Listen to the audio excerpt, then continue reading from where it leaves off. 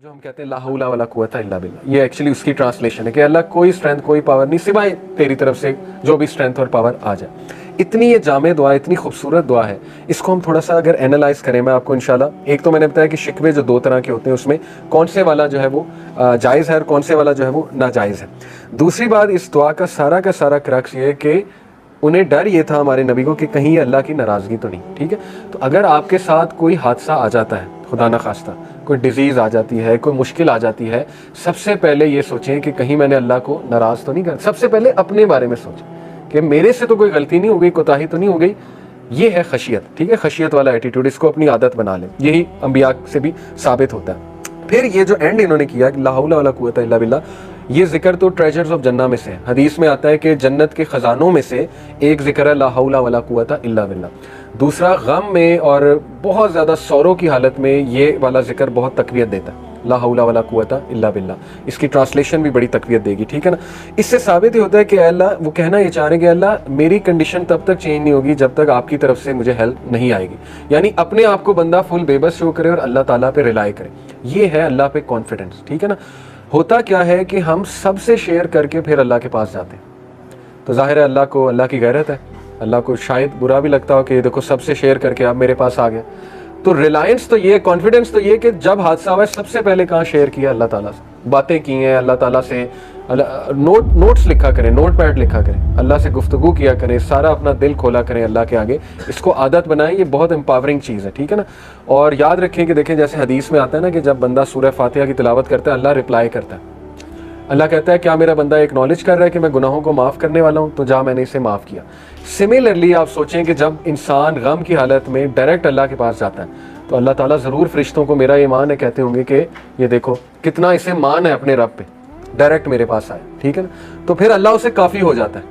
یہ حدیث میں آتا ہے کہ جو گمان اللہ کے بارے میں ہم کریں گے وہ پھر اسی طرح اللہ پیش آئے گا۔ ایک بندہ گمان ہی یہ کر رہا ہے کہ نہیں جی میرا مسئلہ کرنا ہی اللہ نے حل ہے، اللہ نے ہی دینا ہے، بس میں نے اللہ سے ہی مانگنا ہے۔ اللہ کے نبی صلی اللہ علیہ وسلم تو اتنا بھی نہیں پسند کرتے تھے کہ اگر اونٹ پر بیٹھے ہوئے اور کوئی چیز ان کی اونٹ سے نیچے گر جاتی تھی تو خود اتر کے اٹھاتے تھے، یہ ہمارے نبی کے بارے میں آتا ہے، اور کبھی بھی کسی کو نہیں کہا مجھے اٹھا کے دے دو۔ یہ توکل کا لیول ہے، ٹھیک ہے نا؟ مدد مانگنی ہے اللہ سے مانگنی ہے، لیکن یہ کہ ہمارا ایمان اس لیول کا نہیں، تو چلیں شیئرنگ کی جا سکتی ہے، لیکن بہترین یہ ہوگا کہ آپ صرف اللہ سبحانہ و تعالیٰ سے ہی شیئر کریں، ٹھیک ہے جی؟ تو اس دعا کے بعد اور ایک میں آپ کو بات بتاؤں کہ یہ دعا انسٹنٹ قبول ہوئی ہے، اس لیول کی اللہ کی مرسی انسٹنٹ قبول۔ فرشتے آئے، انہوں نے کہا کہ جبرائیل علیہ السلام آئے، انہوں نے کہا کہ جی میرے ساتھ یہ پہاڑوں کا فرشتہ ہے، حکم کریں، بتائیں جی کہ یہ پہاڑوں کے درمیان اس بستی کو کچل دے گا یہ فرشتہ۔ تو اللہ کے نبی صلی اللہ علیہ وسلم نے کہا کہ نہیں، ان کی آل اولاد میں سے کچھ ایسے لوگ آئیں گے جو شاید اسلام قبول کریں۔ تو اس کا مطلب انسٹنٹ دعاز قبول ہوتی ہیں، اس میں ہمارا ایمان ہونا چاہیے۔ اللہ انسٹنٹ ریلیف دیتا ہے اگر وہ حق ادا کیا جائے، اللہ کو اس طرح سے پکارا جائے، بالکل آتا ہے انسٹنٹ ریلیف، ٹھیک ہے نا؟ اس دعا میں بہت ہوپ ہے۔ انسٹنٹ ریلیف آیا اللہ کے نبی کو، کیسے؟ اللہ کے نبی صلی اللہ علیہ وسلم ایک درخت کے نیچے بیٹھ کے رو رہے تھے، یہ دعا اللہ کے نبی صلی اللہ علیہ وسلم نے ایک درخت کے نیچے کی، ٹھیک ہے نا؟ اب اس جگہ ایک مسجد ہے، مسجد عدس کہتے ہیں اسے۔ عدس کون تھا؟ عتبہ اور شیبہ، یہ جو دو بھائی تھے۔ عتبہ جو ہے میں نے آپ کو بتایا نا ابو حذیفہ کے والد تھے اور ہند کے والد تھے عتبہ اور شیبہ اس وقت طائف میں موجود تھے، اس جگہ موجود تھے، اور عتبہ اور شیبہ کے وہاں پہ باغات تھے۔ یہ دونوں بھائی ہیں عتبہ اور شیبہ۔ عتبہ جو ہے جنگ بدر میں مارا گیا تھا، ٹھیک ہے نا؟ شیبہ یہ میرے خیال مسلمان ہو گئے تھے، اینی وے۔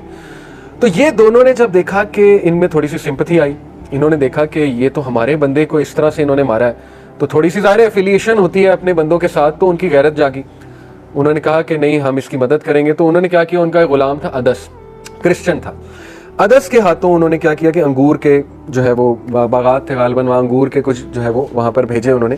تو انگور ظاہر ہے یہ اللہ کا بڑا ایک آپ کو پتہ ہے نعمت بھی ہے اور بڑا مزے کا فروٹ ہے، اس کو کھانے سے انسٹنٹ گلوکوز لیول بھی آپ ہوتا ہے، تو یہ اللہ کی طرف سے ایک ریلیف فوراً آیا کہ دیکھو وہ لوگ مشرک بھی تمہاری جو ہے وہ ہیلپ کے لیے اللہ تعالیٰ نے ان کے تھرو انگور بھیجے۔ تو عدس جو ہے وہ لش گرین انگور لے کر آئے، اللہ کے نبی صلی اللہ علیہ وسلم نے ایکسیپٹ کر لیا۔ یہاں سے یہ ثابت ہوتا ہے کہ اگر ایز کہیں سے آئے تو ایکسیپٹ کر لیں، حالانکہ وہ مشرک تھے، ٹھیک ہے نا؟ جن کی طرف سے ایز آ رہی تھی تو ایز پسند تھے، ہمارے نبی صلی اللہ علیہ وسلم نے ایزینس کو پسند کیا ہے، یہ بات آپ یاد رکھیں، اوکے؟ عدس نے جو ہے وہ جب فروٹس دیے تو رسول اللہ صلی اللہ علیہ وسلم نے بسم اللہ پڑھا۔ اب جب بسم اللہ انہوں نے کہا تو عدس جو ہے وہ بڑا شوق ہوا اور اس نے کہا یہ کیا فریز ہے، یہ جو آپ نے ابھی کہا یہ کیا ہے؟ تو نبی صلی اللہ علیہ وسلم نے کہا کہ یہ ایسی ایک چیز ہے جو میرے رب نے مجھے سکھائی ہے۔ پھر اللہ کے نبی صلی اللہ علیہ وسلم نے پوچھا کہ عدس تم کہاں سے ہو؟ کس علاقے سے ہو؟ تو عدس نے کہا کہ میں نینوا سے ہوں. نینوا اس کا تلفظ ہے NINEVEH. نینوا جو ہے یہ عراق کی ایک سٹی ہے, پرانی سٹی ہے. تو رسول اللہ صلی اللہ علیہ وسلم نے اسمائل کیا اور کہا یوسف ابن متا, یعنی ان کی سٹی سے ہو, یوسف ابن متا کی قوم سے ہو, ان کی سٹی سے ہو, یونس ابن متا, حضرت یونس کی بات ہو رہی. حضرت یونس جو ہے وہ نینوا کے علاقے میں آئے تھے.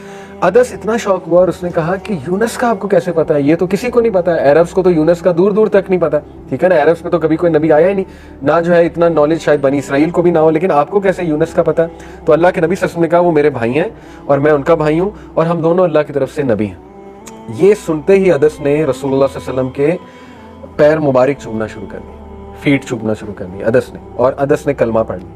اور جب یہ سین سارا دیکھا عتبہ نے اور شیبہ نے, تو اتنا وہ غصے بھی ہوئے, حیران بھی ہوئے کہ ہم نے تو تجھے انگور دے کر بھیجا تھا, تو پاؤں چومنے لگ گیا, تو ایسا تو نے کیوں کیا؟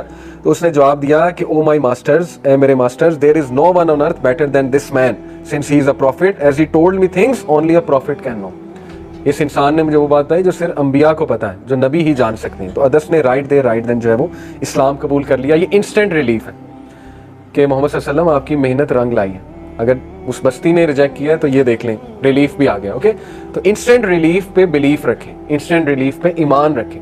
لوگوں کے ساتھ کمپیریزنز نہ کریں, اس کو تو انسٹنٹ ریلیف نہیں آیا تھا, وہ تو کب سے دعا کر رہا ہے, یہ ہو گیا. نہیں, ہر ایک کا کیس ڈفرینٹ ہے, پتہ نہیں اس نے کیسے دعا کی تھی. آپ انسٹنٹ ریلیف پہ توکل رکھیں, آئے گا, اللہ تعالیٰ دے گا, میرا رب کہیں نہ کہیں سے انتظام جو ہے وہ ضرور کرے گا. اس کے بعد نبی صلی اللہ علیہ وسلم نے خود بتایا کہ اللہ کے نبی صلی اللہ علیہ وسلم جو ہے وہ چلتے گئے اور ہی ریچڈ کرن المنازل. کرن المنازل یہ وہاں کا میقات ہے, طائف سے تھوڑا سا آپ آگے جائیں, یہ میقات سمجھتے ہیں نا جہاں سے احرام باندھا جاتا ہے, ٹھیک ہے, یہ وہاں پہ اس وقت میقات ہے.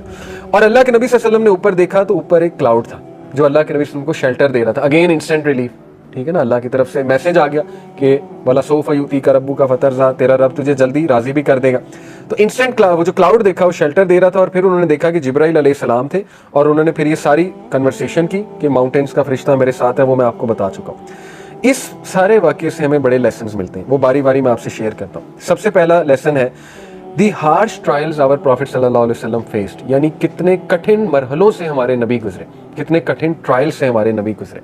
اس سے ثابت ہوتا ہے کہ اللہ تعالیٰ جن لوگوں سے محبت کرتا ہے اللہ انہیں ٹیسٹ بھی کرتا ہے, اللہ انہیں ٹرائی بھی کرتا ہے, کیونکہ اللہ تعالیٰ دیکھنا چاہتا ہے کہ یہ میرا بندہ کیسے ریئیکٹ کرے گا, تاکہ اس کا ریئیکشن مثال بنے آنے والے لوگوں کے لیے. بہت بڑی بات ہے, اگر آپ اس پہ غور کریں, وہ بندہ پھر مثال بن جاتا ہے آنے والے لوگوں کے لیے. حضرت مریم کا صبر مثال ہے دنیا کی تمام عورتوں کے لیے, ٹھیک ہے نا. اسی طرح تمام انبیاء کا صبر وہ مثال ہے آنے والے تمام لوگوں کے لیے. لیکن دین اگین یہی کہ آسانی مانگنی چاہیے, اللہ تعالیٰ آسانی ہی دے.